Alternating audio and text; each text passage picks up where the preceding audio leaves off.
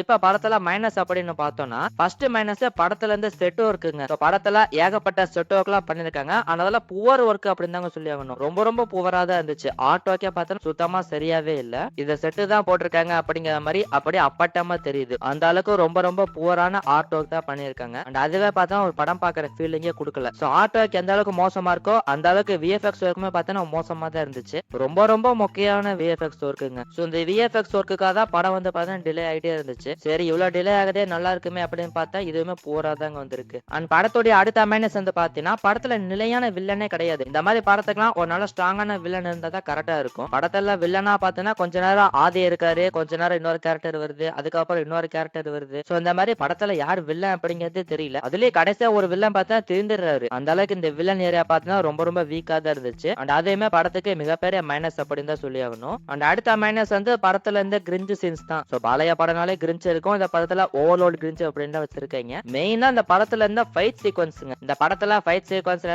லாஜிக்கும் கிடையாது, பிசிக்ஸும் கிடையாது. One and only cringe மட்டும் தான். அந்த அளவுக்கு படத்தோட ஃபைட் சீக்வன்ஸ்ல பயங்கரமா இருக்குங்க.